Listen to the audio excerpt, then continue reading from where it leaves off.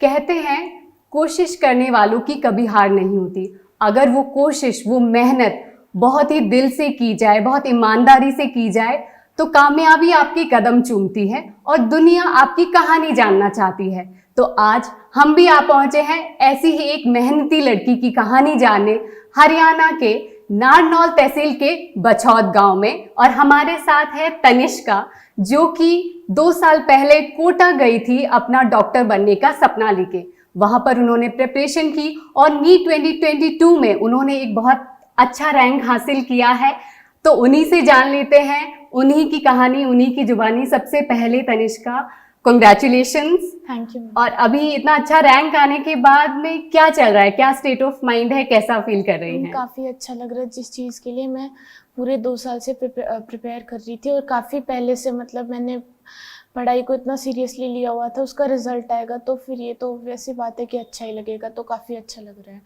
मतलब काफ़ी लोग मुझे विश कर रहे हैं, तो फिर मतलब काफ़ी सब लोग मेरे आसपास जो हैं, सब टीचर्स, मेरे पेरेंट्स सब बहुत खुश हैं। तो फिर मुझे काफ़ी अच्छा लग रहा है जी। और आपके पेरेंट्स का क्या फर्स्ट रिएक्शन है? जिस तरह से 2 साल वो भी आपके साथ में रहे, जब आपके अप्स एंड डाउन्स में, आपके टीचर और सभी के साथ में भी, तो उनका क्या रिएक्शन है? और उनको भी देखकर, उनकी खुशी को देखकर क्या कहना मैम, चाहेंगे? मम्मी पापा काफ़ी खुश हैं। मतलब एज अ चाइल्ड, आप अगर आपके पेरेंट्स आपकी वजह से मतलब उनको इतना इम्पोर्टेंस मिलता है, उनको इतनी खुशी होती है, तो फिर आपको भी अच्छा ही लगेगा। जो लोग अपना सब कुछ छोड़ के देते हैं आप लोगों के लिए, मतलब कि आप आगे बढ़ो और अच्छा करो, तो फिर उनको अच्छा लग रहा है, तो फिर मुझे भी काफ़ी अच्छा लग रहा है। अच्छा तनिष्का, ये बताइए कि आप हमेशा से ही डॉक्टर बनना चाहती थी, बचपन से?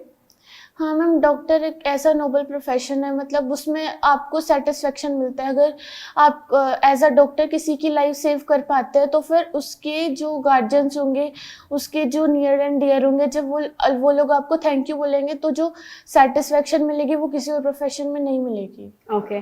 और अगर एलन की बात करें, जैसे आपने बताया अभी 2 साल से आप वहाँ पे तैयारी कर रही थी, तो सबसे पहले कब डिसाइड किया कि एलन जाना, और कैसे डिसाइड किया? किसी ने गाइडेंस दिया, कैसे? हम एलन के रिजल्ट्स हम हर साल देखते हैं। टॉप 10 में मतलब इतने सारे रैंक्स होते हैं, 1 2 3 मोस्टली एलन की होती हैं। तो फिर हर तरफ एलन ही एलन है, मतलब आप एडवर्टीजमेंट सब देखोगे तो आपको एलन ही एलन। तो मैंने 10th में डिसाइड किया कि मुझे कोटा जाके अपना नीट की पूरी तैयारी वहीं से करनी है। ओके। और आपका एक्सपीरियंस कैसा रहा कोटा शहर में 2 साल? वहाँ पे पढ़ाई का जो माहौल है, उसके बारे में क्या कहना हम चाहेंगे? कोटा में काफ़ी कॉम्पिटिटिव, मतलब इतना ज़्यादा आसपास सब बच्चे पढ़ते हैं, तुम भी वहाँ पे उनको देख के और ज़्यादा मेहनत करते हो, तो काफ़ी अच्छा लगता है। मतलब कोटा में मुझे तो काफ़ी टीचर्स का भी इतना सपोर्ट था। मतलब मुझे पर्सनल लेवल पे अगर मुझे कोई भी दिक्कत होती थी, अगर मैं डिमोटिवेटेड फील करती थी, तो मैं मतलब टीचर्स ने बोला कि अगर तुझे ऐसा लगता है तो तू पेरेंट्स से पहले हमें बता। तो फिर मैं टीचर से काफ़ी क्लोज थी और उन लोगों ने मेरी बहुत हेल्प की मेंटली भी, और मतलब कि मैं पीस में रहूं और शांति से अपना जो मेरा गोल है उसके लिए मैं वर्क करूं। और वैसे भी मतलब पढ़ाई भी इतना अच्छा कि मुझे घर पे आके बस एक बार रिवाइज करना पड़ता था। क्लास का जो था वो मुझे वहीं याद हो जाता था। और नीट 2022 में जैसा आपने अपना रैंक सिक्योर किया है, इतने अच्छे मार्क्स आए हैं आपके, तो हमेशा से ही भरोसा था कि क्रैक कर लेंगी? इतना अच्छा पूरा भरोसा, उम्मीद थी खुद पर, जिस तरह से मेहनत की थी? मैम, लग रहा था, मतलब मैंने अपना 100% दिया था। उसके बाद जो होगा वो मैं एक्सेप्ट कर लूँगी। मतलब हमें करना भी यही चाहिए। हम लोग अगर ज़्यादा एक्सपेक्ट करेंगे, शुरू से हम ऐसा सोचेंगे कि हाँ मुझे तो फर्स्ट आना है, फर्स्ट आना है, तो फिर अगर गलती से कुछ हो गया, मतलब बाय मिस्टेक तुम अपना पूरा कर रहे हो, उसके बाद भी कुछ हो गया, तो तुम वो फेलियर बर्दाश्त नहीं कर पाओगे और अचानक से ऐसा इंसान टूट जाएगा। तो फिर मतलब मुझे ये था, बस मुझे एम्स जाके अपना आगे MBBS पूरी करनी है, उसके बाद मुझे अच्छे कॉलेज से PG करनी है। ऐसा फर्स्ट रैंक का तो नहीं सोचा था, और ऐसा मतलब टॉप 10 भी नहीं। मैंने अपना 100% दिया था। उसके बाद जो आया वो लक फैक्टर भी काम आएगा उसमें, और जो मैंने मेहनत करी थी वो भी, और जो सब मेरे आसपास टीचर्स वगैरह सब ने जो प्रेयर्स करी थी वो सब भी, उसका भी रोल है। ओके। आप ये टॉप रैंक अचीव कर पाई। तनिष्का, एक और चीज़ है, स्ट्रैटेजी की अगर बात करें, कोई भी रिजल्ट हासिल करना हो तो उसके लिए एक स्ट्रैटेजी का होना प्रॉपर बहुत ज़रूरी है। तो आपकी प्रिपरेशन के लिए क्या स्ट्रैटेजी थी? मैम, प्रिपरेशन में मेरा ऐसा था कि जो फर्स्ट ऑफ ऑल जो एग्जाम में आएगा, मतलब जो मेन एनसीईआरटी और एलन के मॉड्यूल, वो सब मैं पहले कर लूँ। उसके बाद अगर जब वो मेरे परफेक्शन वाले लेवल मुझे लगता था हाँ ये मेरा पूरा हो गया, तो अगर मेरा मन करता था तो मैं कुछ एक्स्ट्रा पढ़ लेती थी, जिसकी मेरे हिसाब से अगर आप प्रिपरेशन कर रहे हो तो उसमें उसकी नीड नहीं है। बस वो ऐसा था कि जब मैं उसी वही सब पढ़ के बोर हो जाती थी तो फिर मैं कुछ और, जैसे मैंने मतलब कुछ में जेई की बुक्स भी लगाई थी, बट उनका कोई यूज़ नहीं है। अगर आपके पास टाइम नहीं है तो फिर आप सिर्फ नीट के मटेरियल और स्पेसिफिकली एनसीईआरटी पे स्टिक रहोगे तो आपकी रैंक तब भी अच्छी आएगी। और अगर सक्सेस की बात करें तो बहुत लोगों का कंट्रीब्यूशन होता है, बहुत लोगों का भरोसा, साथ, मेहनत। तो आपकी अगर सक्सेस की बात करें तो किन किन लोगों का कंट्रीब्यूशन रहा आपकी सक्सेस में? मैम सबसे पहले तो पेरेंट्स और मेरे गार्जियंस और आप सब लोग जो टीचर्स जो मेरे साथ मतलब क्लास फर्स्ट से जहाँ पे मतलब मैं स्कूल में पढ़ती थी, उसके बाद फिर मैंने एलन ज्वाइन किया, तो जो भी टीचर्स मेरे साथ थे वो सब, और मेरे जो स्कूल फ्रेंड्स थे जिनसे मैं जब डीमोटिवेटेड हो जाती थी तब मैं बात करती थी, उन सब का रोल रहा। ओके और एक एलन की अगर बात करें तो एलन समय समय पर, जैसे आप 2 साल से वहाँ पर पढ़ रही थी, क्लासरूम स्टूडेंट थी, तो समय समय पर आपके टेस्ट पेपर्स होते हैं आपकी परफॉर्मेंस को देखने के लिए, उसमें बेटर परफॉर्म करने के लिए। तो क्या वो टेस्ट देती थी, अटेम्प्ट करती थी? अगर करती थी तो क्या मेहनत मतलब आपको बाद में भी उसके कुछ रिजल्ट्स देखने को मिले? कितना कंट्रीब्यूट किया उसने? हाँ मैम, अगर हम किसी चीज़ के लिए प्रिपेयर कर रहे हैं तो फिर हमें अपने आप को रेगुलरली एनालाइज करना पड़ता है। तो फिर मैंने एलन का एक भी टेस्ट मिस नहीं किया, मैंने सारे टेस्ट दिए थे, चाहे कैसे भी टेस्ट हो। अगर हम टेस्ट ही नहीं देंगे तो हमें पता ही नहीं चलेगा हम स्टैंड कहाँ पे करते हैं। और ऐसे फिर चाहे कितना भी पढ़ लो, जब तक आप उसका एनालिसिस प्रॉपर नहीं करोगे तो रिजल्ट नहीं आएगा। तो फिर मेरे प्रिपरेशन में मतलब एलन की टेस्ट सीरीज का तो काफ़ी रोल था। Okay, and since we are talking about Allen, Allen का जो स्टडी मटेरियल है, एलन जो पूरा सिस्टम है अपने आप में, तो उसको जैसे डाउट काउंटर्स भी होते हैं, किसी भी तरह की बच्चे को प्रॉब्लम आती है तो एक प्रॉपर सिस्टम बना हुआ है। तो चाहे स्टडी मटेरियल हो या फिर डाउट काउंटर्स हो, तो उन सारी चीज़ों ने आपको किस तरह से हेल्प किया? मैम सारी चीज़ मतलब टीचर्स का तो ऐसा था, अगर उनको आप रात को कितने भी बजे मतलब अगर आप उनसे डाउट पूछोगे तो वो बताएंगे। तो मेनली तो क्लास के टाइम तो मैं व्हाट्सएप पे भी टीचर्स को डाउट भेज देती थी, वो रिप्लाई कर देते थे।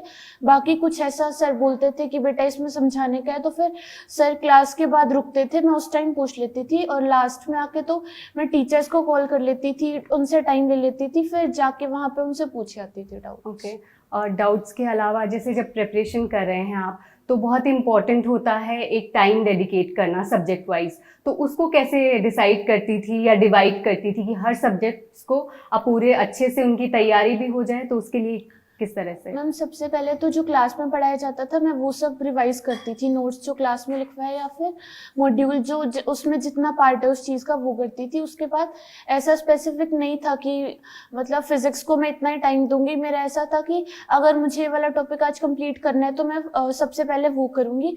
फिर ऐसे करके मतलब जैन तक तो ऐसा नहीं था कि मैं आज मेरे को फिजिक्स भी पढ़नी है, पूरी केमिस्ट्री भी, बायो भी, बट लास्ट में आके हो गया था कि इस टाइम मैं फिजिक्स पढ़ूंगी, इस टाइम केमिस्ट्री, इस टाइम बायो। फिजिक्स में मैं न्यूमेरिकल प्रैक्टिस पहले ज़्यादा कर ली थी, मतलब जब कोर्स चल रहा था। उसके बाद फिर लास्ट में आके तो क्वेश्चन प्रैक्टिस मैंने थोड़ी कम की थी क्योंकि वो मैंने पहले से कर रखा था।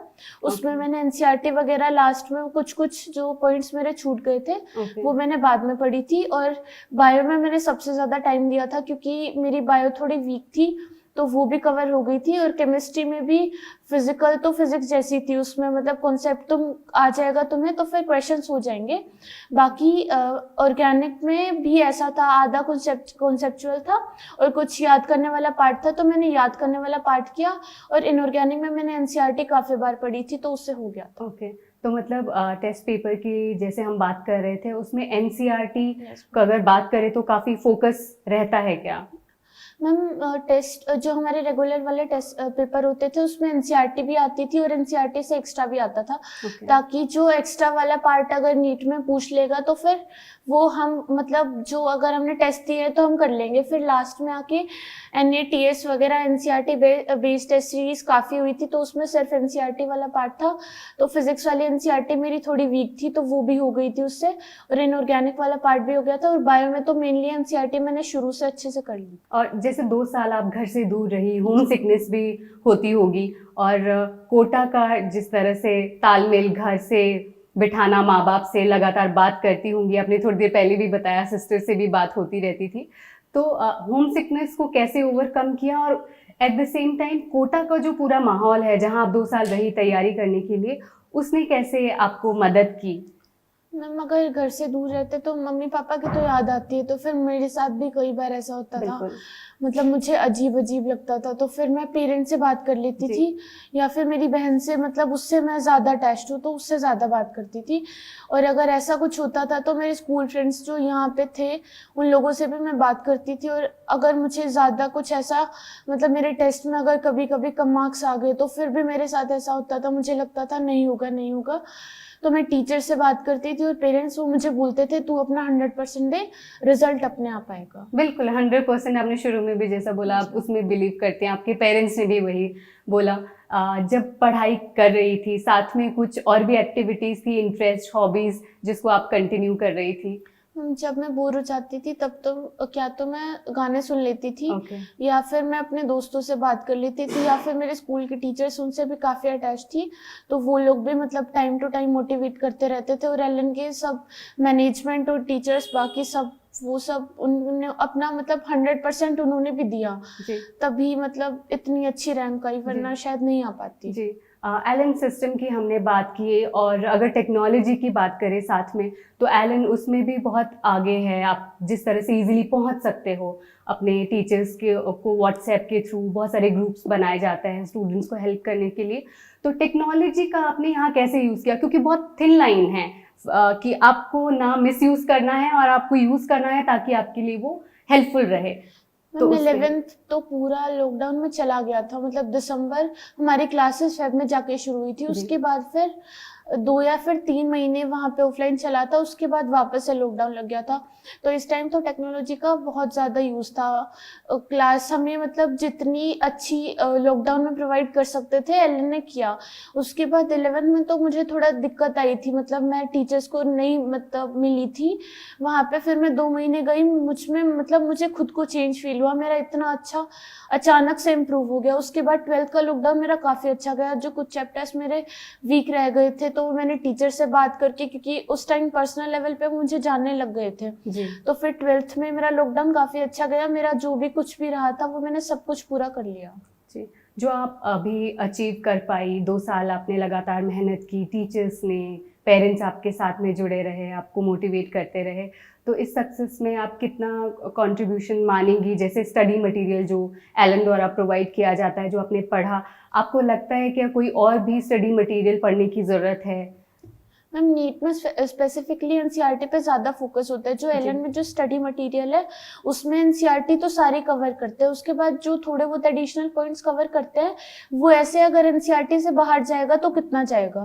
तो अगर हम वो कर लेते हैं तो मेरे अकॉर्डिंग तो किसी और कुछ भी पढ़ने की ज़रूरत नहीं है। मैं थोड़ा बहुत करती थी वो, इसलिए जब मैं वो सब पढ़ पढ़ के बोर हो जाती थी तब मैं थोड़ा बहुत कर लेती थी।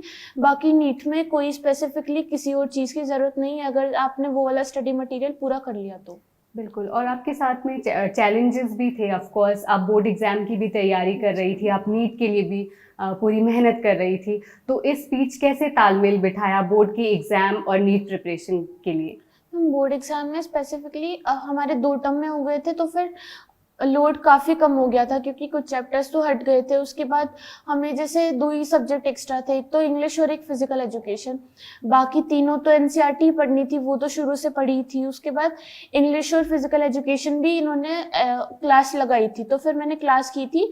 उसके बाद एग्जाम में भी, उसमें भी मैंने अपना नीट का थोड़ा बहुत देखा था साथ साथ, और इंग्लिश और फिजिकल एजुकेशन पढ़ी थी और हो गया था उस। नीट के अलावा कोई और भी ऐसे एग्जाम्स है जो आपने दिए थे?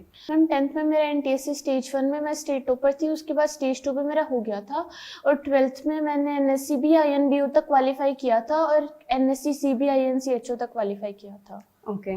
और एलन आपने जब ज्वाइन किया था उससे पहले भी बहुत सारी थॉट्स होंगी माइंड में एलन को लेकर, और आज जब 2 साल बाद आपको ये रिजल्ट सामने आया है, तो अभी क्या कहना चाहेंगी एलन के बारे में? अभी आपका और सारी चीज़ें आपको पता चली, वहाँ पे पूरा आपने सिस्टम देखा एक एलन का 2 साल वहाँ रहकर, तो क्या कहना है आपका? मैम मुझे तो 100% मिला, मतलब जितना मैंने सोचा भी नहीं था उससे ज़्यादा मिला। मैं कभी भी मतलब डिमोटिवेटेड फील करती थी तो टीचर्स मेरे लिए थे कि तुझे अगर ऐसा लगता है तो तू हमसे बात कर। और टेस्ट सीरीज में भी सब कुछ मतलब एनसीईआरटी से बाहर जो रेलिवेंट थिंग्स थी वो सब कवर कर ली थी। और उसके बाद भी एनसीईआरटी तो पूरी कवर की थी, उसके बाद लास्ट में एनसीईआरटी बेस्ड टेस्ट कराए थे, तो जो मैंने एनसीईआरटी फिजिक्स की पढ़ी थी वो पूरी हो गई थी उससे। और एलन ने मतलब अपना 100% दिया और मैं बहुत ग्रेटफुल हूँ कि मतलब उन्होंने इतना किया तो फिर आज मेरी इतनी अच्छी रैंक आई है। बिल्कुल। और अब तो एम्स में आपका एडमिशन होने वाला है, तो वो क्या फीलिंग है? क्योंकि आप बोल रही है कि पहले से आप ये सोचती थी, तो अब वो सपना पूरा होने जा रहा है, उसको लेके कितनी एक्साइटेड है और क्या क्या उम्मीदें हैं आगे? मैम काफ़ी अच्छा लग रहा है, मतलब जो प्लेटफॉर्म मुझे चाहिए था वो मुझे मिलेगा तो मैं वहाँ भी ट्राई करूँगी अपना 100% देने की, ताकि मैं फ्यूचर में मतलब जो मैंने सोचा था, जो मेरे ड्रीम्स थे वो मैं सब पूरा कर पाऊँ और सब लोगों को सर्व कर पाऊँ। मतलब जो लोग इतना, जिनके पास इतने पैसे नहीं होते फिर भी वो उनका इलाज नहीं हो पाता, तो मैं चाहती हूँ कि मतलब जितना मैं कर सकती हूँ उतना मैं करूँगी। बिल्कुल। और हम लोग हमेशा एक ब्राइट साइड देखने की बात करते हैं ज़िंदगी में, जब भी अंधेरा दिखता है सामने। तो आपकी ज़िंदगी में भी ऑफ कोर्स, और स्पेशली 2 सालों में जब आप घर से दूर थी, बहुत सारे फंक्शंस मिस किए होंगे आई एम श्योर। तो वो सारी चीज़ें कैसे मैनेज की, और कौन कौन लोग थे जो ब्राइट साइड देखने के लिए आपको हमेशा मोटिवेट करते रहे?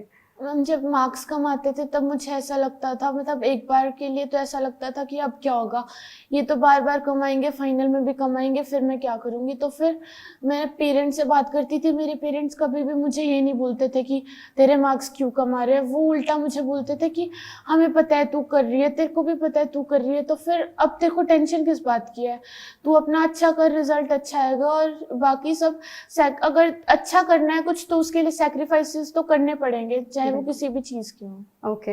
और मोटिवेशन की आपने बात की, तो एलन डायरेक्टर हमारे जो ब्रजेश महेश्वरी सर है, वो भी बच्चों को एग्जाम से पहले भी बहुत सारी वीडियोस अपने चैनल के थ्रू, यूट्यूब चैनल के थ्रू देते रहते हैं, लाइव करते हैं घंटों, ताकि उनका उत्साह बना रहे, मोटिवेशन बनी रहे। तो कभी आपका इंटरेक्शन हुआ उनसे, कभी बात हो पाई? हाँ मैम, नीट के शायद कुछ 20 डेज पहले मुझे सर मिले थे, मतलब मैं पापा के साथ थी, तो सर ने बोला कि, सर ने मुझसे मेरा नाम पूछा, मैंने बोला सर तनिष्का, तो सर बोल रहे हैं कि बेटा अब तनिष्का नहीं, अब डॉक्टर तनिष्का बोलो। तो सर का वो इंटरेक्शन मुझे पर्सनली काफ़ी अच्छा लगा।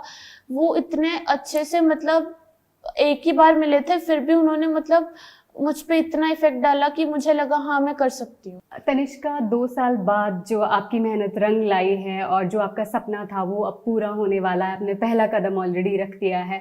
बहुत सारे ऐसे बच्चे हैं जो आपको देख रहे होंगे, सुन रहे होंगे, और बाद में भी मोटिवेशन के तौर पर वो आपको देखेंगे, और बल्कि पेरेंट्स भी देखेंगे कि टॉप रैंकर्स को डेफिनेटली वो देखना चाहेंगे कि वो किस तरह मोटिवेटेड रहे, क्या ऐसी चीज़ें हैं। तो पेरेंट्स और बच्चों से क्या कहना चाहेंगे आप? बच्चों के लिए ज़रूरी है, अगर आपका कोई एम है तो आप अपना 100% दो, उसके बाद आप एक्सपेक्ट मत करो कि हाँ ये होगा ये नहीं होगा, तो फिर इससे अगर लास्ट में कुछ हो जाएगा तो फिर आपको बुरा लगेगा। ये जो एग्ज़ाम है, एक नीट एग्ज़ाम या फिर हम कोई भी एग्ज़ाम लेंगे तो ये लाइफ के पार्ट है, बट ये पूरी लाइफ नहीं है कि अगर ये नहीं हुआ तो फिर तुम्हारी पूरी लाइफ मतलब अचानक से ख़त्म हो जाएगी, सब बुरा बुरा होगा।